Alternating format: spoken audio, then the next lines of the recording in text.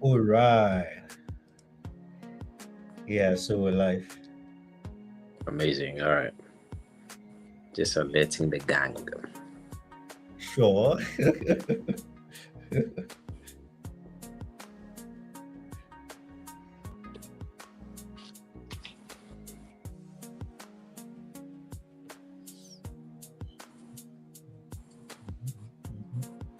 Yeah. Okay. People are joining So, in. yeah. I'm just trying to check what's happening on LinkedIn. Okay. We're also live on YouTube too as well. Oh, got you. Nice one. Yeah.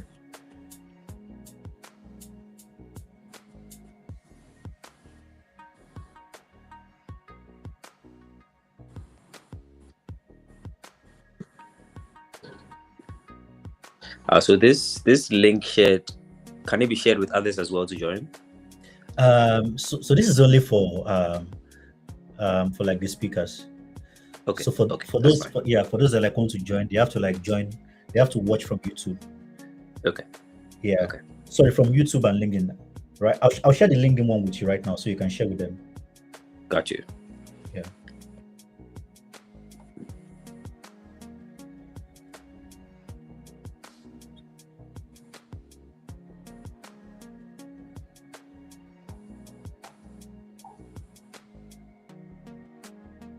Okay.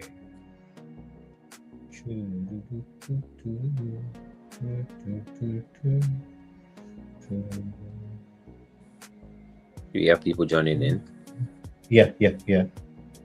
Okay. Copy.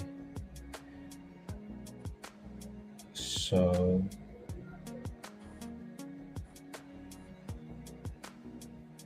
yeah, I just shared the LinkedIn. Okay. Yeah, the public view link for LinkedIn. Got you. Oh, so this they can click and get in. Exactly. Yeah, so the Okay. clicks so you can watch from LinkedIn.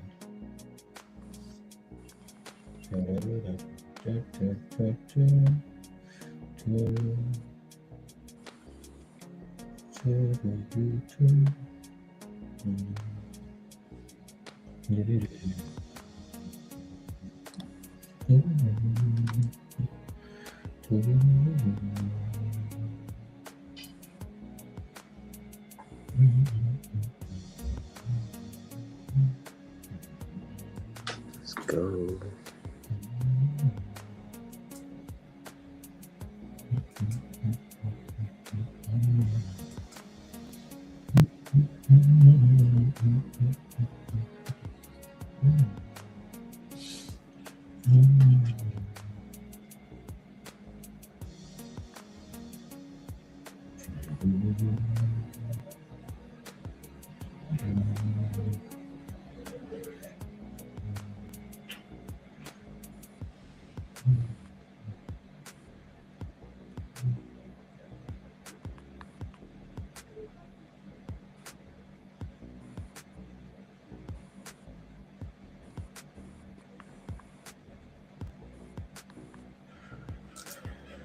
Okay.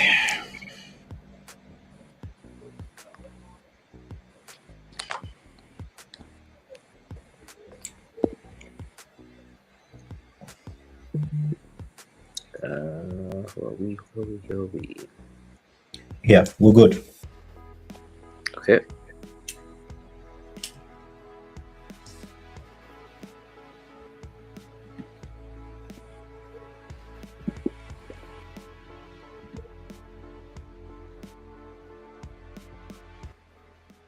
Let me know when we can start. Yeah, we can start. Okay. All Yeah. right. Let me do this quickly.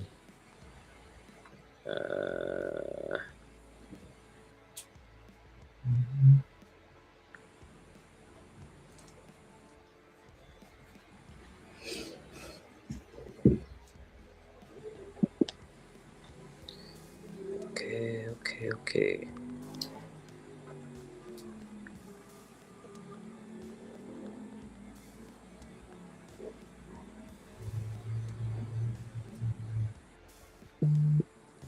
Actually, so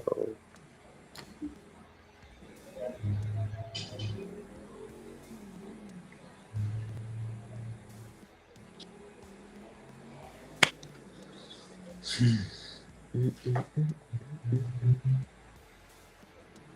26, okay.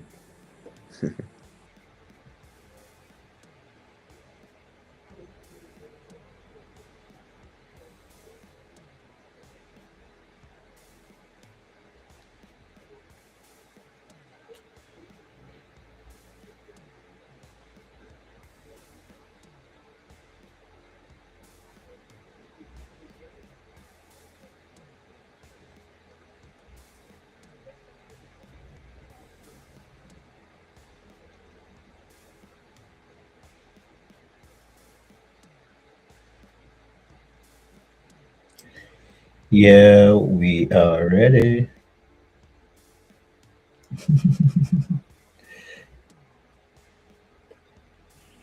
Hmm. Okay, so I can begin. Yep.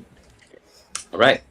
Hello, everyone. Good evening, good afternoon, good morning, wherever you are. I'm excited to have all of you here. So, quick introductions, and then we get into the conversation for today. So, globally and on the continent, I'm known as Africa's biggest edtech enthusiast and storyteller.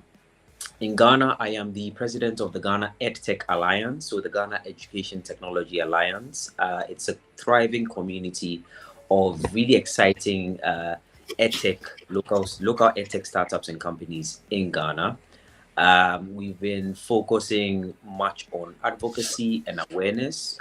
What I'm pretty much trying to say with what we do with the community is we're just trying to champion local solutions to local education problems. And I'm sure, as you're aware, there's so many problems that is plaguing the education space in Ghana and many countries across the continent. That's where the focus is, right? We are going to be having a really interesting conversation, and I'm sure this is a conversation that's been on the heart of many, and not even specifically to education alone. This Hmm. conversation would, it's pretty much touches on a lot more other areas and sectors, right? So there's agric, there's finance, there's property, there's health. There's so many areas where this buzzword, as we've come to know it, is touching on, but we are going to be focusing more on the education bit. The topic we'll be unpacking today is on AI and how it can actually transform education. Let me say that again. We are going to be unpacking the conversation on artificial intelligence and how it can transform education on the continent. And I have here with me my brother. He's officially my brother now. Living in Nigeria, we're pretty much our siblings, right? I'll be unpacking this conversation with Adebayo Alomaja. Um, I'll give him the opportunity to tell us what he does. But before he comes in, he calls himself an education futurist. If you've never heard that before, you've heard it here first. He's an education futurist. He's going to tell us what Correct. that means. And we are going to jump straight into the topic. Remember, the topic for today is how can AI actually transform education on the continent? This is a collaboration between EAZY-DIGI, which is the organization for Adebayo, in partnership with the Ghana EdTech Alliance. For the people who are joining us, who are on the call now, grateful to you. What we would like from you is to, give us comments in the chat, put all your questions in the chat, share this with a friend. Tell your friend to tell a friend to tell a friend to join this conversation that we're having. I think it's a really important conversation that we'll be having. Yeah. I mean, we're hearing all about AI, but what is it really going to do for education in our respective countries and collectively for the continent? All right, without much ado, let me come to our guests today. Adebayo, super Yeah. happy to have you here. Thank you for reaching out to Same me. I here. really do appreciate us making this happen. Yeah. We've had quite a series of conversations, so I'm really happy Hmm. to unpack this with you. So, Yeah. do us the honors, tell us about yourself, tell us who an education futurist is, and then let's get into it. Absolutely. Thank you so much, Kwame. It's always a pleasure, having these conversations with you. So I'm Adebayo. You're popularly called Bio GPT. Right. I'm an education futurist, and basically, so I'm an education futurist and the founder and chief learning designer at EAZY-DIGI. So, I mean, as an education futurist, my job is to unpack signals, right? Standing between education and the world, and the market, the society, and industries, right? My job is to unpack signals, even from the early stage, interpret these signals, and help the education sector to make sense of these signals, bringing foresight to the fore to help the education sector understand how these signals might transform society, the shifts that are underway, so that education can then align with the shift, right, that these signals you know are actually bringing, right. So every time you find me on LinkedIn talking about stuff, I'm always talking about these signals, right.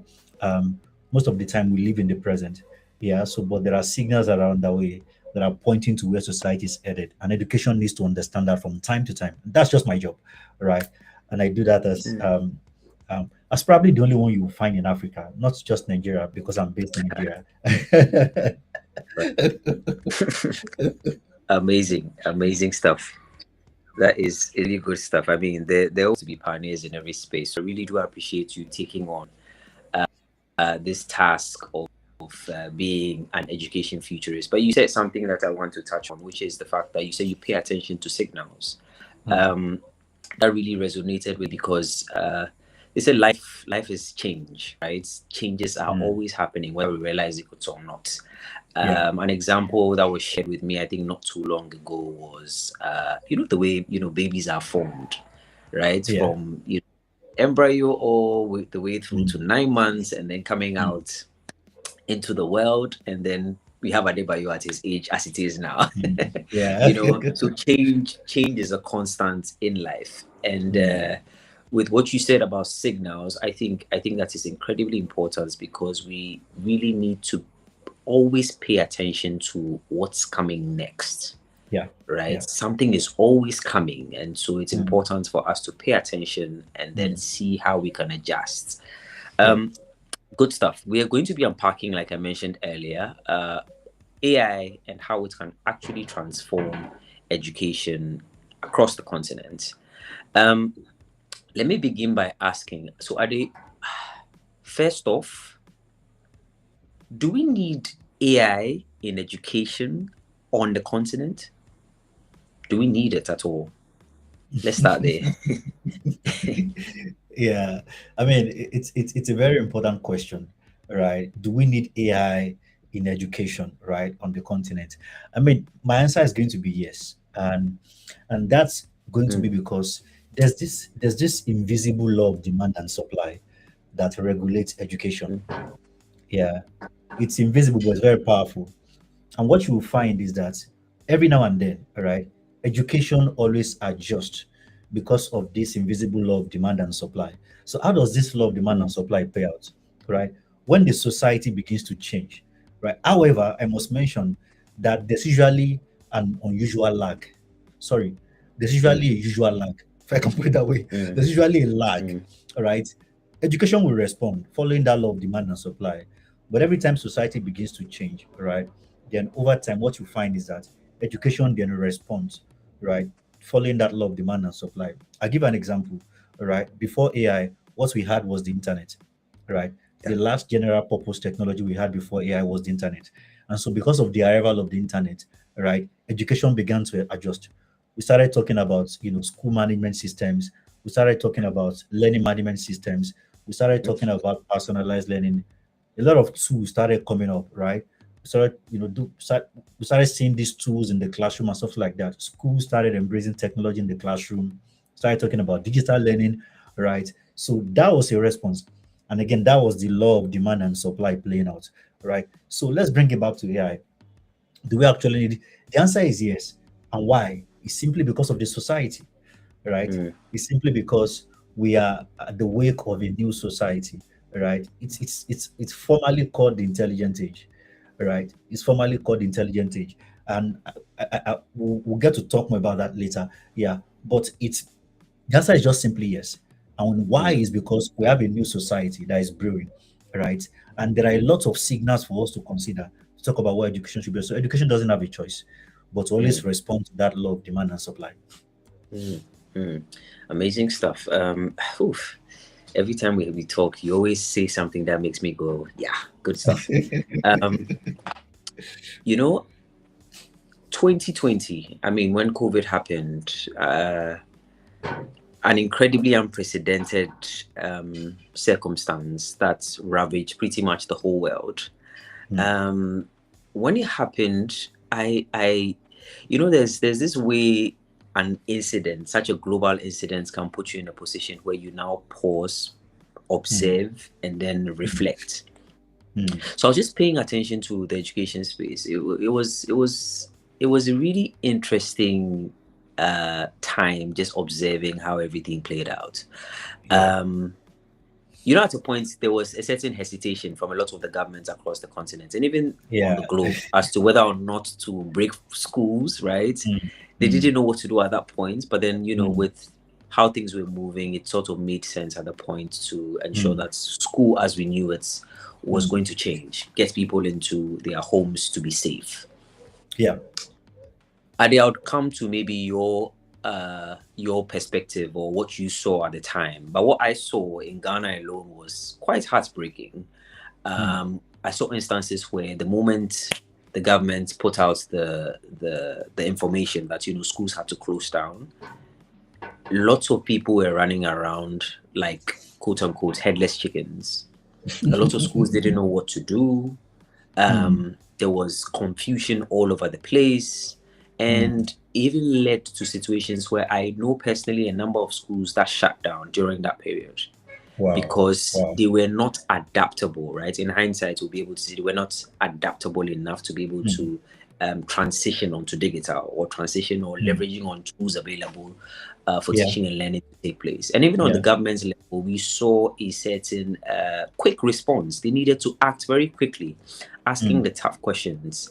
And that brought up what you mentioned, right, about the fact that the signals, it looks like the signals were there, right? There were conversations around the time, paying attention to the internet, etc., but we didn't really see it mainstream in our schools. And so government had to do it. So they leveraged on traditional media. There was a lot of TV, there was a lot of radio to ensure that teaching and learning was still going on. Give me your perspective as to what you saw in Nigeria, number one, and then number two, what's been the response like from where you sit, at least continent-wide? And you can also give us the global perspective. What are you seeing post-COVID? Post-COVID is something really big to talk about. Like someone once said, he said, COVID. By the way, I think if I still check the World Health, the WHO dashboard right now for COVID, you will discover that this year right now, there are people that have still died of COVID. Right? Oh wow! Yeah, I've been trying to catch up with that data. Right, up until the last time I checked, I think 2 months ago, and if I check right now, there are people that are still dying of COVID. Right. Let me just do a quick check right now. Yeah. So the person was trying to say that COVID is no longer almost like no longer here, but the effect still stays with us. Yeah. And that's the truth, right? COVID actually disrupted several industries. And, so that also drove the thing around remote working and, companies started readjusting all of that for education. Pretty much what happened in Ghana too. We saw that in Nigeria too as well. There are schools where, who had embraced digital learning before that time. It was an easy adjustment, right? Adapting wasn't that difficult. Right, but for most of schools, it was a big deal because structurally they weren't ready for that kind of reality, right? I saw that. I really saw that. It was everywhere, just like it happened in Ghana. It was just everywhere. Interesting. What are you seeing? I think the second part of my question is, why do you think there was slow adoption to right? So we're talking about, you remember you mentioned that we are in the intelligent age, right? But we've gone through the revolution all through. Yeah. What's your take on the bit about us and our slowness to quickly adapt or pay attention, like you say, to the signals Hmm. before Hmm. they come. Hmm. Yeah. So just to quickly mention, I'm just seeing it right now. In the last 28 days, 162 people have died of COVID. Wow. In the last 28 days. Globally. Yeah, globally. Um, yeah, Wow. 143 from the United States, 11 from Brazil, 3 from Panama, 2 from Colombia, 1 from Croatia, 1 from Peru, and Mm. 1 from Thailand. All right. So that's just powerful. I mean, one of the things that I observed, right, and again, yeah, before COVID came, right, we've had the internet, right. The internet has, and again, the internet in itself was a general purpose technology, and I need to really try to Yeah. break that down. A general purpose technology is that kind of technology that has the power to restructure society, right? Mm. That is not technology as a tool to get things done. That is technology that has capacity for social restructuring, social reformation, right? Just imagine, Yeah. just imagine staying for a day without the internet. the, Indeed. the internet is the reason why we are here. The internet is the reason why we could connect. I mean, without the internet, I wouldn't have met you on LinkedIn. Um, the internet is so many things, all right? So yeah, so I mean, there's been the internet and the fact that it came in and it was doing its own thing. It was restructuring society in many ways and all of that. All right. And of course, in terms of online activities, right, there was like a level of um there was a level of what's the right word now? A level of a level of there's this volume when it comes to activities online, right? But when COVID Mhm. came, what it then did was to bring about a spike. The numbers went up drastically, right? Because Mm. I keep seeing this connection between COVID and the arrival of generative AI. Mm. Because prior to the arrival of COVID, right, we've had machine learning. One of the things I've been saying lately is the fact that it's not fair. It's not fair that most of the time people often talk about AI, AI, AI. You will discover that there's a lot of things behind AI. People don't, for example, Indeed. yeah, that people don't pay attention to, right? You won't hear more of people, you hear people talking more about machine learning. You won't hear people Yeah. talking about a number of all those things that are behind AI that are so profound, right? So Yeah. AI has like taken the stage and overshadow every other thing, right? So before that, there's been a lot of machine learning behind the scene, right? Mm. The machines have been learning from our activities, from the things that we were doing online, all the tools we were using, they were learning from those tasks and everything. There's been that build up. So when COVID came, I want to believe that what COVID did, because of the surge, right, in online activities, is that COVID automatically gave the machines the biggest opportunity to learn from us Mm. as humans, because Mm. we're more Mm. humans were now online. Online activities, Yeah. were just surging seriously, right? So, and I'm not surprised why just 2 years after that, generative AI arrived, right? Because Mm. COVID was a peak learning period for the machines, right? It was a peak Mm. learning period, all right? So many people are not seeing that, all right? So Gen AI didn't just arrive, all right? I believe strongly that COVID and the surge in online activities gave it a soft landing, and then suddenly it was just ripe Mm. enough to come take the stage, right? Because of how Mm. much he had learned, right? And the confidence that has been built by the builders to say, oh, I think it's right now. This is a good time for us to push this thing forward, right? So, what am I trying to say? What I'm trying to say is that in the midst of, I'm trying to establish the connection because as a futurist, I need to Mhm. always unveil Mhm. these signals. I need to always help people to see where the word is coming from and where it's going to, right? So Yeah. when I think, that's where my thinking comes from. That's where my thinking pattern comes from, right? Post COVID, what then happened was because of that level of depth that machine learning had got into, right?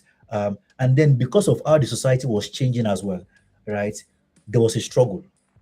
There was a struggle, Mm. right? There was a serious struggle, right? Mm. And whilst was she trying to figure out, because up until 2023, right, we're still in the midst of trying to settle down after COVID, right? I mean, Yeah. we're still in the midst of that.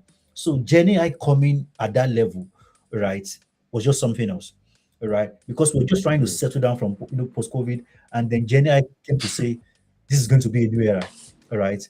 And then it's a whole lot. Yeah. It's really a whole lot, right? And so Mm. it calls for deep reflection. I Mm. want to, say that it really calls for deep reflection. Let's not get too busy. We need to really sit back and think about what is really going on here, because this transition, right, is huge, right? And oftentimes Yep. they may not make a public announcement, and that's the thing. They may not make like a big Yeah. public announcement to come and say, hey, but then Mm. the shift has happened, right? And then Mm. Mm. whenever there's a general purpose technology like that, the next thing you find is a season called the season of creative destruction. Mm. Season of creative destruction. What is a season of creative destruction? A season of creative destruction is an era, just like you find the word creative destruction, right? The new general Mm. purpose technology, as it is reshaping society, there are jobs, there are roles and industries that begin to diminish, right? They begin to Yeah. lose value, they become relevant. And at the same time, you find that there are new jobs, roles, and positions that begin to emerge, right? So when you see Yeah. numbers like, by 2030, AI will displace this number of jobs and then to create this number of jobs, that is creative destruction, right? And that is where we are right now. We are in a season of creative Mm. destruction, right? So if Mm. you merge post-COVID into the arrival of Gen AI, right, together, all of that has brought us into this era of what we'll call the season of creative destruction. Mm. Mm. Really interesting. The era of creative destruction. Let's relate that to the education space on the Hmm. continent. A continent that has been, some would say, very slow in adapting to the change that is happening globally, right? I mean, we can talk about our issues, etc., infrastructure, teachers, lack of Hmm. resource Hmm. materials, etc. Um, what does AI bring to the table in terms of our contexts, Hmm. and what can it do? Okay, we can speak broadly about education, but then if you can give some salient examples regarding, say, teachers, for example, say, school administrators, for example, if you can pin it down, just so it becomes much more relatable. Yeah, take it from there. Yeah, that's very broad. That's very broad. And I think the first thing I want to say, which I've been saying lately, is the fact that AI is not in the spectrum of perspective. As we think about AI, Mm. when we start talking about AI as a tool, then we are falling to the lower spectrum. Mm. When we start talking about AI as a tool, then we are falling to the lower spectrum. Let's go back to the higher side of the spectrum, all right? Okay. And that's why I say jovially that AI is not a verb, it is a noun, right? Mm. It's called Oh, wow. artificial intelligence. Yeah, it's a Mm. noun, it's not a verb. It's a noun, Interesting. right? Yeah. So we need to start by understanding what it is, right? And I Mm. like to say that AI is first a signal. Mm. It's first a signal. One of the biggest mistakes we made when the internet came, again, was an issue of interpretation, right? Yeah. When the internet came, right, the internet represented a new society, a new era of industry. It represented a Mm. new way of thinking, working, getting things done. Now, because of the internet, I can suddenly connect with you, right? It just brought it. Just imagine the world before the internet and the world after the internet. We have gotten so used to these things that we forget I that it's know. a miracle. Very That's true. really a miracle. The Yeah. fact that I can just jump, you are seeing my face, I'm seeing your face, and we're having the Yeah. conversation, it became so normal that we Yeah. forgot that 30 years ago, right, that would be a miracle to those that live in that era, Indeed. right? So Mm. when the internet came, right, as a general purpose technology, right, and like we talked about earlier, it came to introduce a new society. But in education, and now this is very serious, when we absorbed the internet era, right, because of the way our schools are structured to think Yeah. in terms of subjects and not Mm. systems, this Mm. is one of the biggest blocker, right? So what we did was to convert the whole thing that the internet had to offer. We converted it into subjects, and we Mm. ignored the system, Mm. which is supposed to be the context behind it. Yeah. So you see us, we did things like we started learning coding, we started learning about things like robotics, but we're learning them as subjects. Coding represented an economy, right? So we're not interested in the economy, in the industry. We're only interested in the in the syntax, the definition of things, and then you just find a little practical stuff here and there. But as people were even learning coding, it was not within the context of the bigger picture. So you will find that when the internet came, right, we embraced the internet as subject and not as a system, right? So I don't know how it happened. I don't know. I just don't know how it happened, right? But now we're trying to correct that. Now that AI is coming, because if we properly embrace the internet as systems, right, then what is going to happen is that in our classrooms, right, when we teach, right, we'll bear in mind that there's a new context behind learning. There's a new society behind. So when we teach topics and things like that, we make that the new society that the internet brought in, we make it the context for learning. We make it the context, but that didn't happen because pretty much education didn't really understand the change. Education didn't really understand what has changed. Education didn't understand the new society that the internet came to introduce, right? We're just focused on let's do subject teacher, and that's why all those things are crap right now. That's Yeah. subject master, subject teacher, they are gone, right? So the same thing with AI right now. So when AI is coming, the first question we need to ask ourselves is that what society, right, is this thing bringing? And that's why I said AI is first a signal, right? AI is a general purpose technology again, and that means it is a technology that is capable of rewiring society, and that is happening even right now.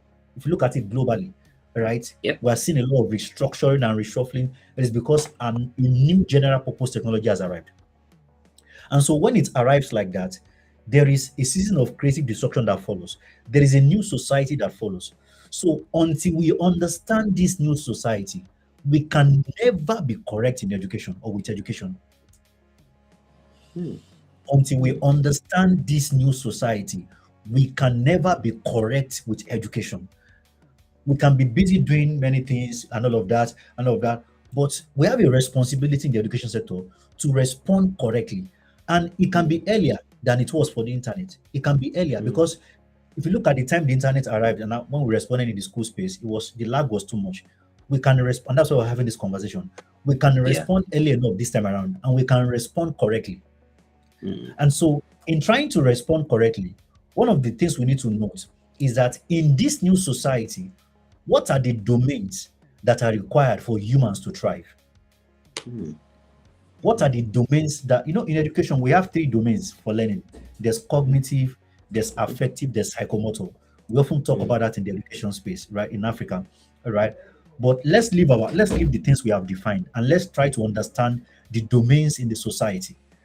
There are three domains. There's the cognitive, but this time around is sort of like an higher level cognitive because under the Yeah. cognitive domain, you'll find three things. You'll find analytical thinking, creative thinking, and systems thinking. These are the three skills and competencies under the cognitive domain that the new society that AI is bringing is asking for. So if we are going to be accurate and correct in education, it means that our education, teaching and learning has to be built around supplying these competencies in the cognitive domain, analytical thinking, creative thinking, and systems thinking. There is a social emotional domain. I mean, thankfully in Africa, there's the thing around social emotional learning, and that's quite amazing. Yeah. There is that domain that does exist. And in that domain, it even goes beyond self. That domain is asking for resilience. That domain is asking for agility. That domain is asking for flexibility. That domain is asking for social influence and leadership. Those are the skills you find under the social and social emotional domain. All right. That domain is asking for emotional intelligence. And beyond that social and social emotional domain, there's a third one, which is the digital. Right. So that is where we're talking about AI literacy. That is where we're talking about cyber security. Cyber security is right now. If we're going to respond correctly, cyber security must become like a subject in our schools. Like, is that serious? Is that serious? Right? Yeah. And there's that thing around big data and networking. Right? So those are domains under the digital. right? So the new society, right, is asking for this new set of domains. And so, if we are going to respond correctly in education, it means we are going to sit back and try to understand these new skills and competencies that is required to thrive in this new society, and intentionally using what I call backward design, right? Mm. Begin to design teaching and learning, all right, in such Mm. a way that it can produce this kind of competencies. This also means that teachers have to evolve, because our teachers were trained to teach subjects and not skills. Mm. Oof. So teachers have to evolve, right? Teachers have to become learning designers, right? Yeah. Teachers have to become, that's one thing I keep saying. Teachers have to become learning designers. They have to become design thinkers, right? Because without that, they won't understand what's going on. They won't understand. There's a lot of gap closing that needs to happen, right? Mm. To get the education sector to understand these domains and how to even offer education, right, to attend to this shift that has happened. Mm. Oof. You are just hitting on all of the very, very important points. That has Mm. been brilliant. For those on the call who just joined in, this is the partnership between EAZY-DIGI and the Ghana EdTech Alliance. My name is Kwame Nyatwame. I am on the call with an education futurist in the person of Adebayo Alomaja. Please check him out on LinkedIn. Give him a follow. There's lots that he's been sharing. All of the things that you're talking about, I've been nodding because you are absolutely spot on, right? With every general purpose technology that comes in, there's a certain context it comes with, right? Yeah. And I love that you said that, right? So with anything that comes in, we as the people receiving it have to always figure out, how does this fit into what it is that we are trying to achieve? I think that's Mm. one of the big questions that is missing. And with all of the things that you've unpacked, it just got me thinking generally of how we are structuring our society. The beautiful thing I like to say with all of the opportunities I get to speak is that Ghana is a developing country, Nigeria is a developing country. Most of the countries across the continent are all developing, right? We are Yeah. growing. Yeah. Um, on the 4th of July 2026, just about a month ago, America turned 250 years. Mm. Just for Wow. context, you know. Yeah. So Yeah, I America remember. is 250 years and Ghana Mm. is 69. I don't know how old Nigeria is. I think Nigeria should be almost close as well Yeah. Yeah. in Yeah. I think 66. age. I think what we need to be unpacking, you've touched on very beautifully, is to begin to ask the tough questions. What sort of countries are we trying to build? What sort of Nigeria are Mm. we trying to build in terms of even the human resource, right?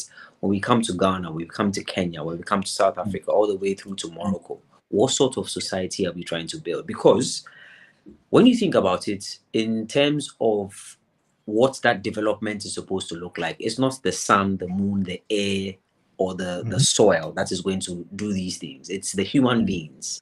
And Yeah. I always say that it is education that is the vehicle that Yeah. allows that to happen.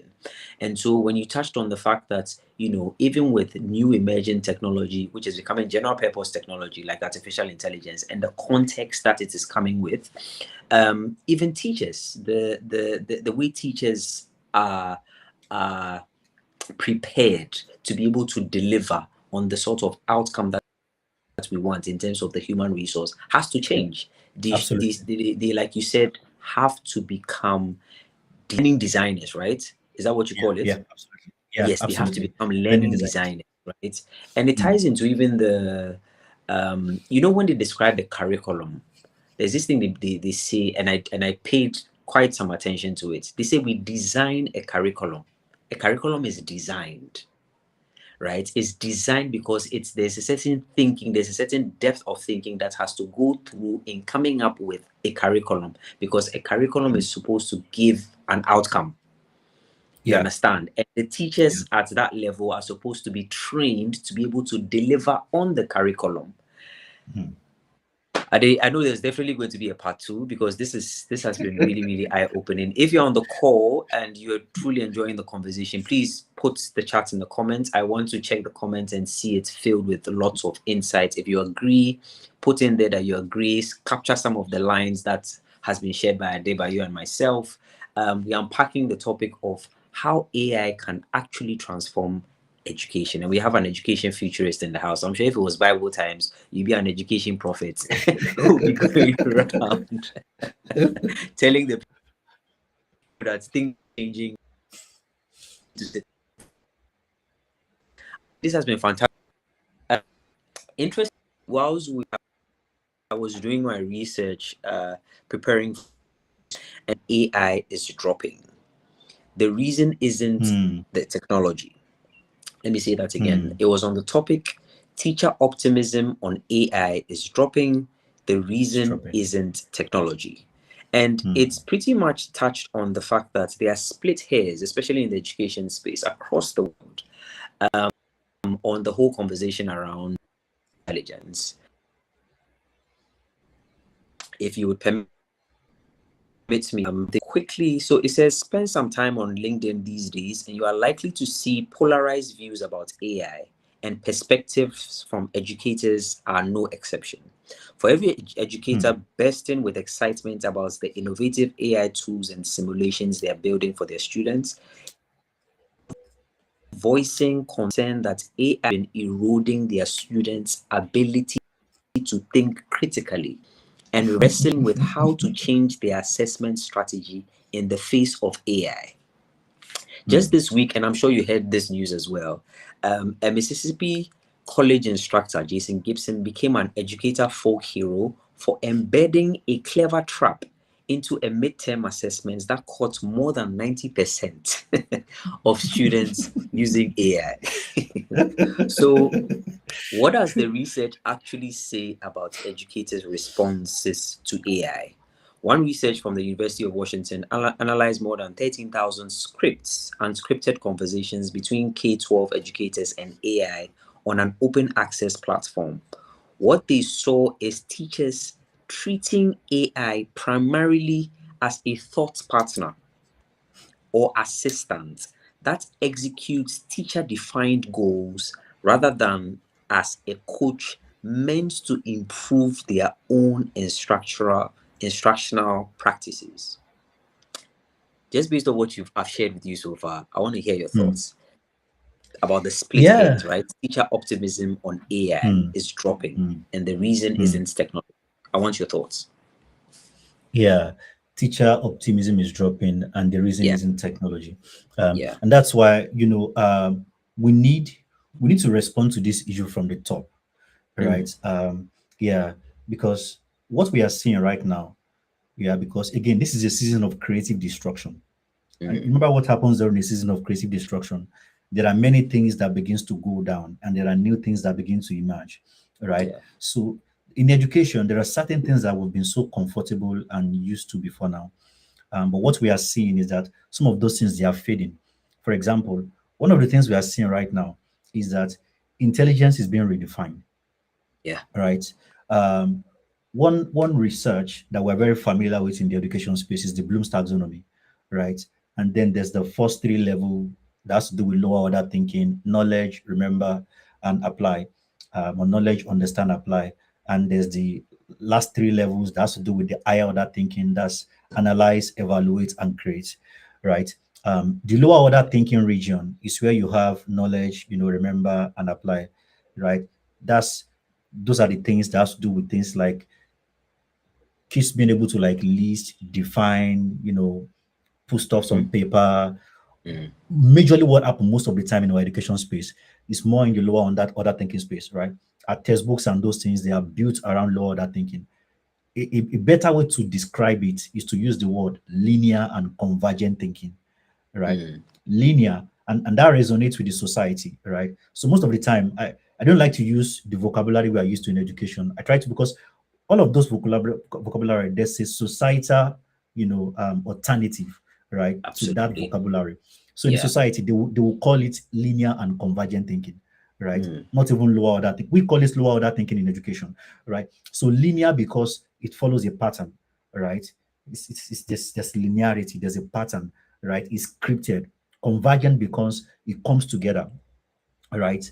Quickly, right? So if you look at K to 12 education largely, it's built around linear and convergent thinking.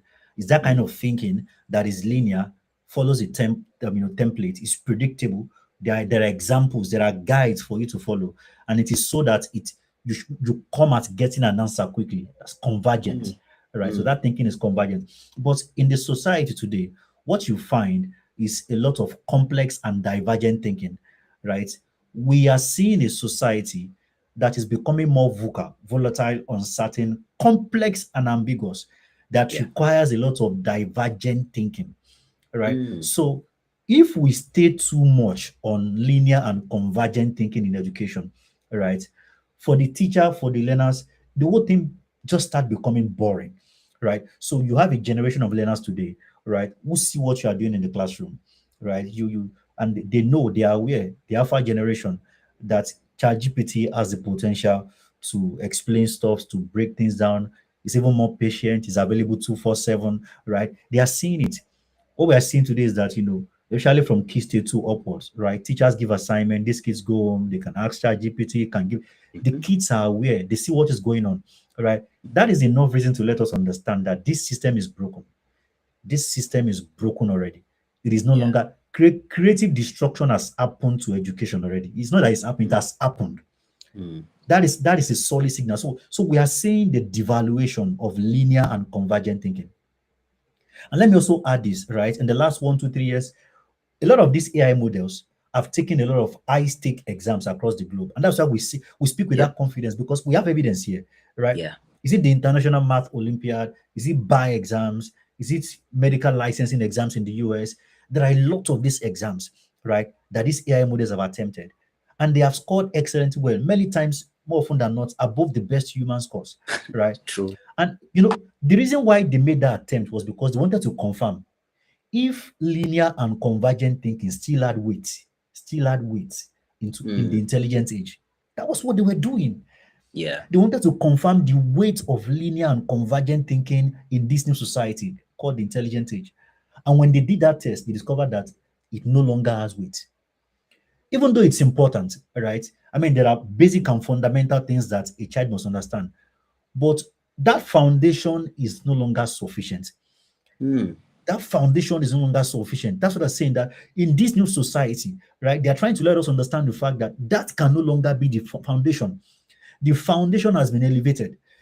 Mm. That can no Yeah. longer be the foundation, right? So what we are seeing right now is that in education, for us to understand what is going on, and for teachers, so that you don't begin to lose relevance, right? And like I Yeah. always say to teachers, don't be the victim of a broken system, right? It often takes time before system changes. It is the people in the system that moves first, right? That's Mm. just the stark reality, right? Don't let a broken system give you a broken identity, right? Mm. The system keeps calling you a teacher, teacher, teacher, when you are supposed to be a learning designer and a mentor, because the alpha generation, they are not looking for information. What they are looking for is guidance. What they are looking Yeah. for is mentorship. They Mm. are not looking for information. They have Mm. information at the tip of their finger. What they are looking for is someone they can look up to, Mm. someone that has the capacity to lead and guide them. They are looking for meaning. Yeah. They are looking for purpose, right? And that's why I keep saying that one of the environments where this alpha generation can find purpose for their life is a school environment. But you see, as long as we still keep doing the lower order thinking stuff, the paperwork and those things, they won't find purpose through those kind of activities. Purpose is found through Mm. exposure. It's found through exposure, right? So the way we teach and learn has to change in many ways. We need to expose them to divergent thinking. And that is the kind of learning where we Mm. are not in a hurry to get the answer. We are not in a hurry to get the answer. Just imagine the real world. Just imagine when we are solving problems. How real world problem solving looks like. Yeah. It's very divergent, right? A question leads to Mm. another question and all of that and all whatnot. And it's not about we have to get the answer today. Right? Sometimes we go, sometimes they do hackathons, right? Days they are Mm. sitting there trying to hack and solve the problem. You understand? So what has come upon us in education is that we need to understand the fact that this is a new society, right? The skills and the competencies required to thrive in this new society, the rule of the game has been written, it has been changed. And we need to understand this fundamentally. We can no longer focus on linear and convergent thinking as the value proposition Mm. of K to 12. That era Mm. ended when the information age ended. That era Mm. ended, it officially ended January 2025, right? When the Mm. World Economic Forum came to declare that officially there's now something called intelligent age. That era ended January 2025. In this new era, linear and convergent thinking can no longer be the value proposition of K to 12. We have to immediately step up and begin to think about divergent thinking, right? And begin to think about all those skills I mentioned earlier across those three domains, and how we can offer them in teaching and learning today, right? This is about the law of demand and supply, and we have to just respond, right? The issue is not the technology here. The issue is first a new society, right? That we need to learn how to navigate it. You're absolutely spot on. I think, please, in the comments, if you are a teacher in the comments, I need you to, put something in the comments. I need a question. I need something that has caught your attention, a line that has caught your attention, something that, has moved, like the people who say in church, has moved your spirit. Kindly put something in the comments. I want to know. And also, and please, I'm looking to bring Adebayo to Ghana, hopefully this month or early next month. The idea is we want to spread this message across to quite a number of teachers. If this is something that you'd be interested in, put in the comments, I am interested. We want to see Adebayo in Ghana. Just put that in the comments. We want to see Adebayo in Ghana. Please tag him as well. I think the message is preaching about the fact that there needs to be a rethinking. There needs to be a paradigm shift from the way we've been delivering on education for close to about 4 or 5 decades. It has to change because unfortunately the system that comes with the general purpose technology now, which is artificial intelligence, requires us to do things very differently. I like to put a positive spin to this as well, because some might also make the case that, it looks as if there are some groups of people somewhere who decide the direction the world should go, and it's like everybody has to go. But what I say is the fact that we have, we are building our countries, we are building the continents, requires, like you said, divergent thinking. Yeah. It requires a certain depth of thinking. It has to be deep, because we are looking to create a society that affords us the opportunity to be able to grow and thrive, right? And make meaningful impact. And so with what you said about the kids as well, right? The alpha generation, the answers are already there. Like you were saying, it's already there. They just go on there and then boom, boom, boom, they're done. Yeah. Now, how do you deliver on education with this context in mind, right? That comes to my next question, Adebayo.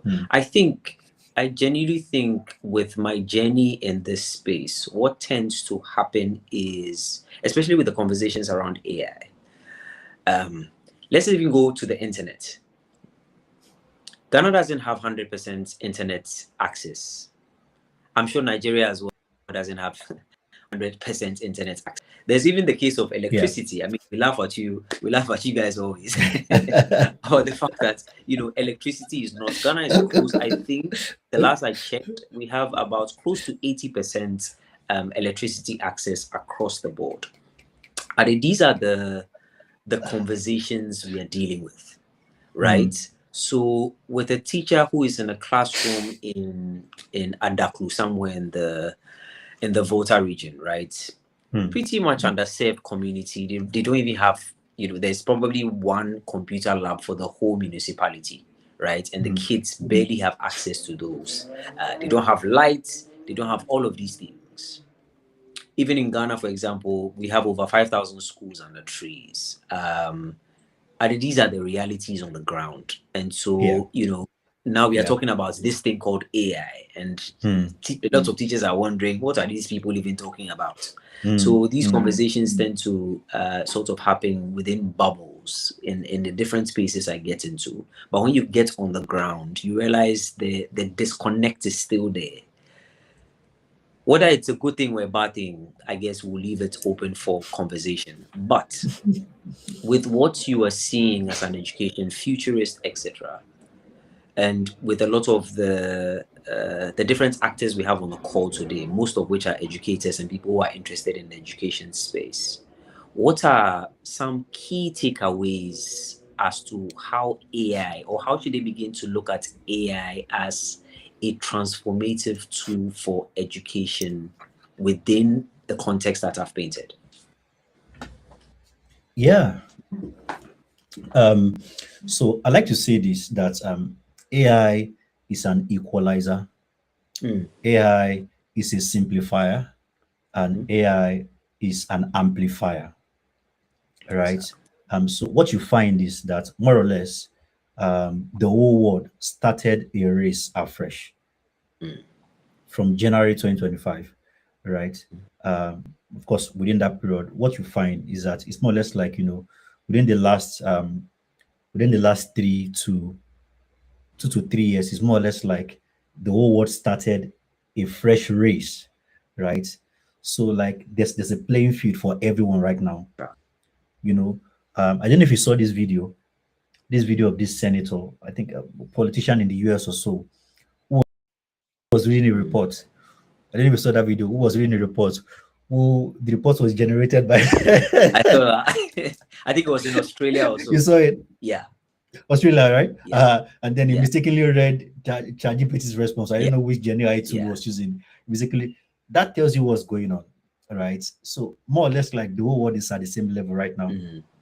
AI is an equalizer, right? So in this new society, in this new era, we are almost all at the same level. Yeah. AI is an equalizer, right? We now all so what has happened is AI as an equalizer also helps us understand there that the knowledge gap Mhm. between Africa and other continents Yeah. has been closed fundamentally. Mm. The knowledge gap between Africa and other continents has been closed fundamentally. Mhm. One of the things I've been saying to people is that in the intelligence age, right, it's a new era. And you see, every human being you will find Yeah. is either living in the information age or they are living in the intelligence age. Mm. And you know what era they are living in by how they respond to issues, Yeah. by their mindset when they speak. For example, I like to always say this, right? You cannot say that you don't know in the intelligence age. You cannot say that the reason why you can't do something Mm. is because you don't know. Mm. That's why guys, I don't know how to. Like that statement is a taboo Yeah. in the intelligence age. Yeah. Now, in the information age, that was accepted, right? But in the intelligence age, you cannot say the reason why you can't do something is because you don't know, because the world has crossed that era. Mm.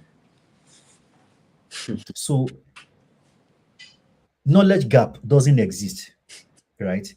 What exists is curiosity gap, like I Mm. like to say. So I didn't know. AI Pause. has Pause. Pause. closed. Say that slowly. Say that slowly. That slowly. I need people to capture this and put Yeah, it in the chat. Say that slowly. yeah, Yeah. absolutely. Knowledge gap does not Mm. exist. What exists is the curiosity gap. Amazing. Yeah. Yeah. So AI has closed the knowledge Mm. gap. So AI is an equalizer. It's an equalizer. The whole world stands at the same level right now. But the question then begs, what are we going to do with it? Right. And so that's what we're talking about, because we need to do the right thing with it. Right. Now, when I understand that AI is an equalizer, that I literally have access, but this time around, swift access Yep. to every information, to every intelligence that I need to solve my daily problems. That should give me the Mm. confidence to be willing to approach any problem right now. So I am seeing something right here. I am seeing an era of exponential productivity for Yeah. humanity, especially for us in Africa. You see, the years that have been wasted, the years that ignorance has wasted for us in Africa, I am seeing a season of restoration that AI is able to drive and Mm. propagate only if we approach it as a noun and not as a verb, Mm. because it is called artificial Mm. intelligence. So if we start thinking this way, all right, knowing that I don't have a knowledge gap anymore, if I want to do something right now, if I ever have a knowledge gap, it has been closed. I only need to be willing to engage, right? When I engage, right, with these tools, with these GenAI tools, right, I get the information I need and I can just move forward. I can execute, right? Globally, what we are seeing right now is that people that really knew nothing about tech, they are stepping up. They are doing amazing and crazy Yeah. stuff. So we are seeing an era. McKinsey calls it an era of abundance. Mm. That's what McKinsey. There's a book they're writing that they are passing that message that what they are saying for humanity is an era of abundance. But you see, stepping into that abundance requires that we first recognize that AI is an equalizer. That all the excuse, you see, we talk about Africa, we talk about, and I beg to differ that the gap is not first infrastructural because we are moving into an economy, an era where infrastructure does not really matter. And you can see what I'm talking about, like where infrastructure is not the biggest barrier. Beyond the infrastructural gap, there are knowledge gaps that people have that needs to be closed and that AI can help them close, right? There are many problems that can be solved if suddenly people understand that the knowledge barrier, right, behind those things has been closed and they are willing to engage and ask big and bold questions. Somebody described it this way, that generative AI is the combination of the intelligence and the wisdom and the knowledge of the entire human race, both living and dead, as far as the internet ever existed. Yeah. So when you come to ChatGPT, that is what you are interacting with. How come the question you are asking for is worksheet, image? You see what I'm talking about? Yeah. So that's the point. So we need to understand what this thing is, right? It is not a verb. It is not a tool. That is the lower side of the spectrum. It is first intelligence that we need to pull up, that we need to combine with there's a cognitive marriage that needs to happen. There's a cognitive marriage that needs to happen between our brain and that intelligence, right? And when we are living our life from that position, we then discover that we are more of problem solvers. There are more problem solvers across the globe. When we are solving problems, we are more empowered because the knowledge gaps have been closed. So AI is an equalizer, and AI is a simplifier. If anything is complex, the question is, are you curious? Are you willing to understand it? When you hi, this disruption is very massive. Yeah. It's very massive Yeah. because in the information age, there were platforms. I don't want to mention names, right?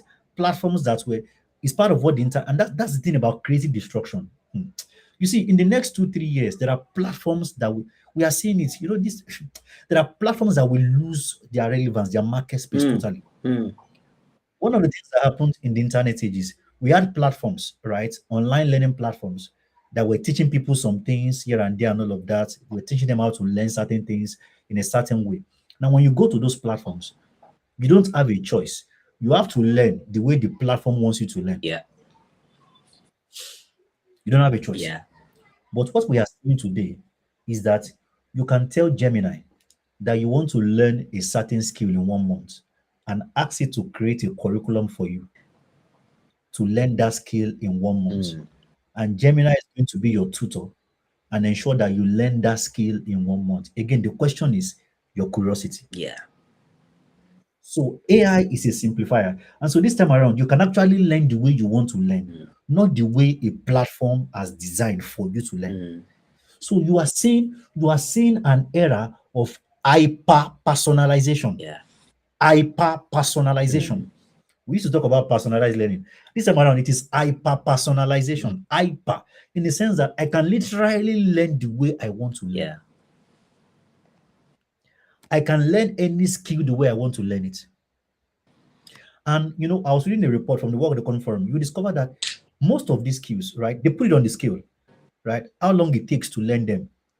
Sales, marketing, people and culture, HR. They said that one doesn't take less than 2 months to learn it. Within 2 months, you can learn it, right? I mean, it's just so what we are seeing right here is that if we embrace this thing correctly, the first thing is to first learn from it, not to use it to get things done. Say that again. Say that again. That's a good one. The first thing is to first learn from it, not to use it to get things done. Yeah. Because what we are seeing is that people are embracing the functions and neglecting the signal. People are embracing the functions. What can AI do? What can it do? What can it do? What can it do? They are ignoring the signal. The signal is bigger and more important than the function. The signal here is that Africa is about to enter into a season of restoration. the years that have been wasted can be restored. And AI is that equalizer that will make it happen. And that's why what you will find is learning institutions like Harvard, like Stanford, they are releasing their materials freely online. It's now The you disruption find is a lot of taking it on place. LinkedIn. It's taking Yeah. place. You see what is Yeah. happening? You see what is Yeah. happening? It's taking place. It's taking place. Mm. They are responding. They are saying that in the information age, that was a big deal. Yeah. Those information were, but right now, AI is an equalizer. AI is an equalizer. AI is an equal. We need to get this thing in Africa. AI is an equalizer. Amazing, amazing stuff. Yeah. So the third one, AI is an amplifier. Now, what that means is that when you have an idea, you don't even understand. Like the idea is now, this is an era where we talk about the creation gap. About 11 million young Africans enter the market, and only about 4 million formal jobs are available. So there's like a 7 million gap. Like there's a creation gap, right? Africa urgently needs creators, problem solvers, people who can create opportunities, right? But here comes an era, where AI can help us to amplify that, can help us to amplify our creative capacity. So you are having this idea about how to do something, but you see, you are not sure. You are not clear. You see, you just bring that idea in the raw form Yeah. and be ready for a conversation. So if you see why I said we don't have a knowledge gap, we have a curiosity gap. Yeah.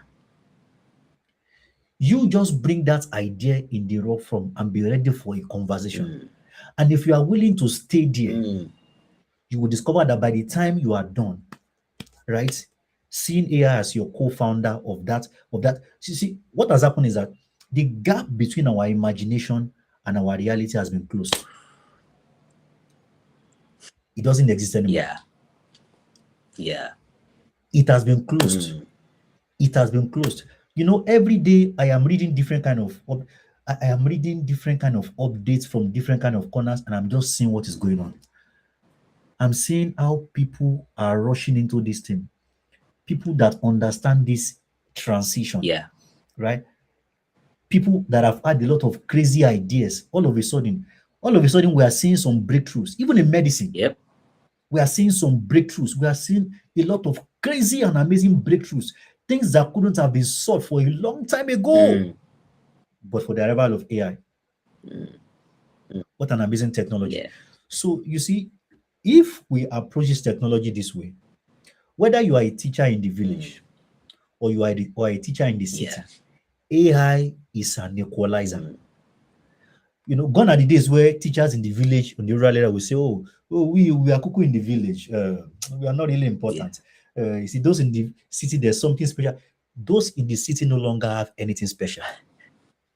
The knowledge gap has been closed. The question is, what are you going to do with the vast amount of information, intelligence, and wisdom that you have at your fingertips right now? Oh, by the way, let me talk about local AI. Yes, please. Let me just talk about that so I can wrap Yeah. up. Now, local AI is that AI that you can install on your system. If you have a system, you can install on your system and you never have to use the internet. Right? The whole thing around local AI is that so there's that AI that you can install on your devices, on your PC, on your desktop, and when you do, right, you don't need internet to operate it. All right, so that's not a problem. All right, so again, so now if it's internet, what is your excuse? So you see where we are right now in Africa. I am saying a season of restoration. The years that have been wasted, the years we have complained about, AI is able to compress those years and give us a serious leap. Right. But the question is, are we going to respond correctly? The question is, are we going to respond correctly?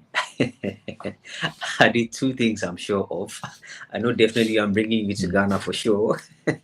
And number two is we are going to have a part two of this conversation. Please, in the comments, I need you to, if you have been inspired, if your mind has been opened, you've enjoyed this conversation, I need you to put it in the comments. Put in there, I have been inspired.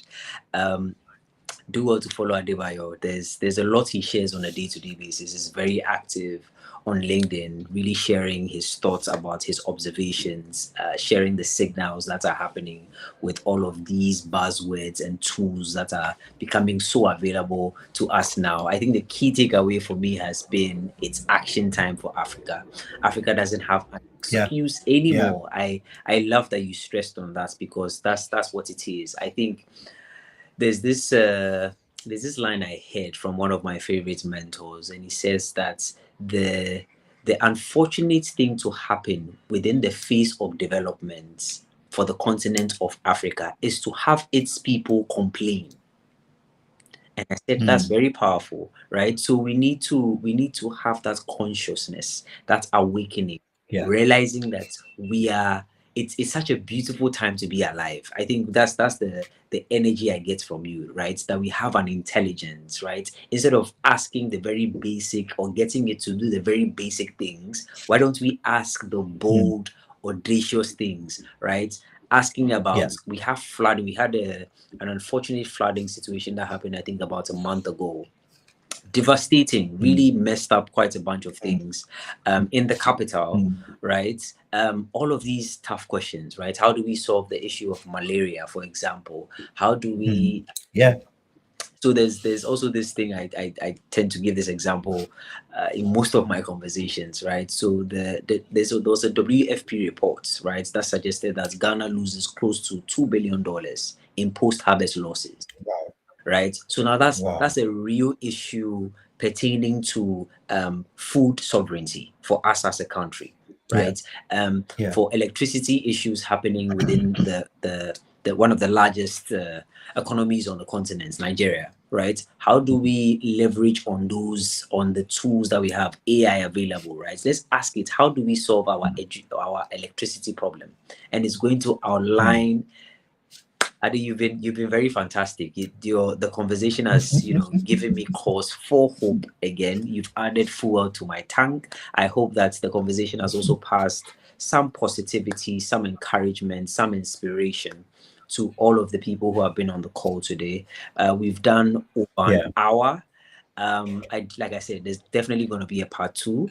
Ade, I would want you to kindly check out the chats. If there are comments, if there's any question that has popped up there, please feel free to read it on our behalf.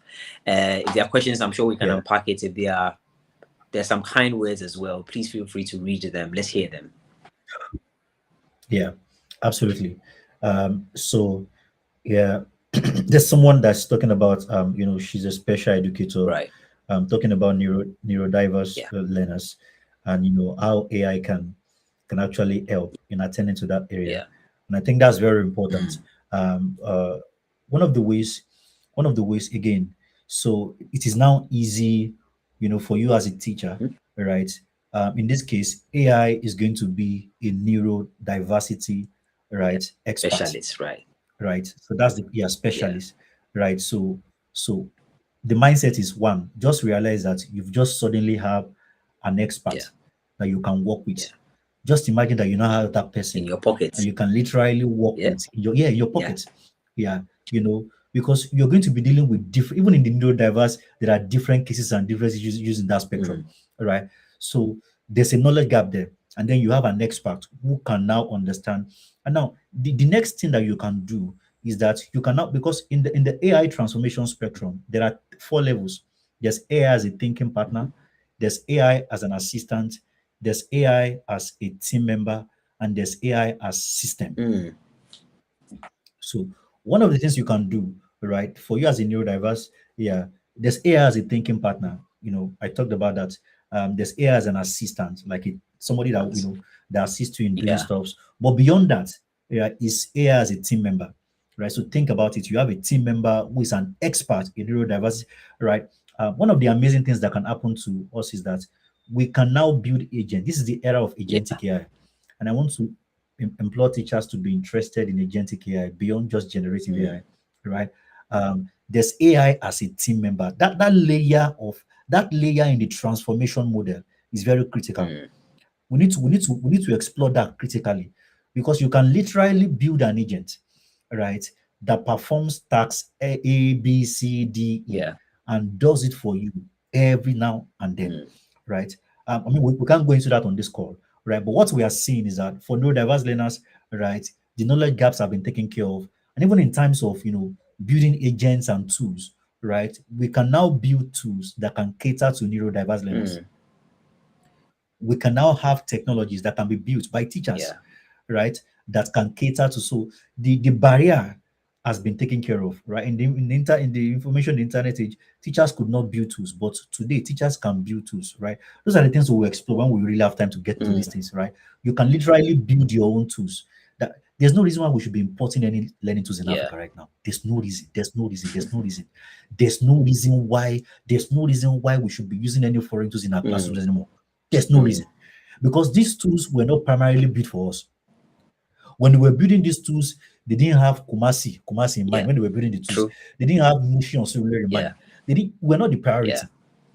We have to build our own tools that speaks to our own realities, right? So that would just be, I mean, there's a lot to really unpack there. Amazing. Yeah, and then some nice comments here. We have Antonia Face, which is change is taking time for the baby boomers who are trying to catch up. That's true. We have Antonia Hi, that says Antonia. knowledge gap does not exist. Antonia is a Yeah, teacher hi, as Antonia. well. Yeah. Amazing, amazing. Yeah. And then we have a comment from Naomi. Let me see. We have a comment from George Afia Yeah. Elon. So this is a great conversation and points were made. Greetings. Oh my, so let me just put them on the screen. Right. Amazing stuff. But this has been really fantastic. It's the way you speak about it is one that should give cause for hope. For the teachers on the call, for the edtech startups, edtech entrepreneurs on the call as well. There's a lot we can do for the space. This is our opportunity to do.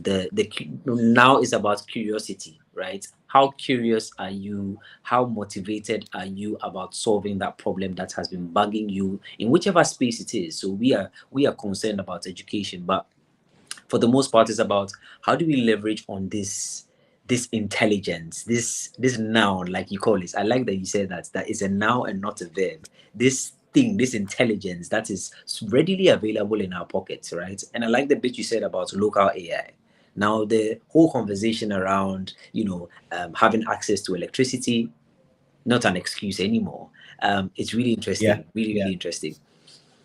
So I think I'm seeing one from George. George says, this is a great conversation and all points well made. Greetings, Kwame, for me. Educators are creators. Indeed, they are. The best thing a great learning designer can do is to have the mind of the learner in mind.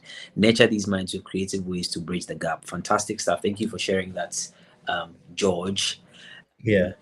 Anybody else? And we have Naomi who was asking about the local AI. Yeah. I'll mention in the comment section, Okay. right? But again, you might, again, if you are very curious, right, you'll be able to navigate, right? But then I'll respond to this. There are tools that allows you to install like local AI on your system. Right. I'll share them with you so you can have them. Yeah. And you can see what that looks I think like. when you come to Ghana as well, we'll put out a call for those who are really interested. I'd want to see that in the chat. Yeah. Let's see your interest. We are bringing a day all the way from Nigeria to Accra, Ghana, to come and share the word, right? To share the prophecy, like we call it. There's a lot you're sharing. Anybody else? Is there anything else?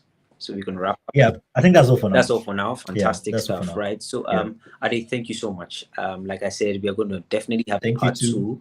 This has been a very enriching conversation. I've thoroughly enjoyed myself. I've learned quite a lot from a lot of the things you shared. To wrap up, let me just say, in a few words, it's action time. We don't have any excuse. Africa as a continent doesn't have any excuse. If we let this moment pass us by, it will be on us. And let me just put this note of caution that posterity, the young children coming up are really watching the actions we take at this time. It is important that we put our hands to the wheel. We can do it. We can do it from the very complex conversations as to how do we get a society that has very many different ethnic groups come together as one. What are some of the steps we can take to identify as Nigerian first, as opposed to somebody from Yoruba or Igbo, or as a Ghanaian first, as opposed to being an Ewe, an Ashanti, or a Ga? How do we have those national conversations? AI is in your pocket. Yeah. You can be the one leading that conversation, right? That change that we are seeking is you and I. It's not the government, it's not anybody else, but it is you and I. And we are Yeah. fortunate to be in a Yeah. time where we have an intelligence so readily accessible to us. Ade, thank you so much. This has been really, really fantastic. Thank you so much. Thank I look you. forward to Thank having you. you. We'll plan one before the month ends again. This has been really, really good. Sure. Guys, Sure. thank you so Sure. much for joining in. Like I said, do follow Yeah. Adebayo on Thanks, LinkedIn. everyone. He's very active on there. He shares stuff constantly.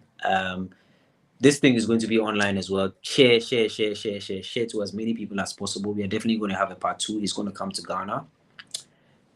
Ade, till we speak Yeah. again, which I'm sure will be Thank very you. soon. Thank you so much. Yeah. Yeah. Thank you All right. too. Bye for now. Thank you guys so much. Yeah. Yeah.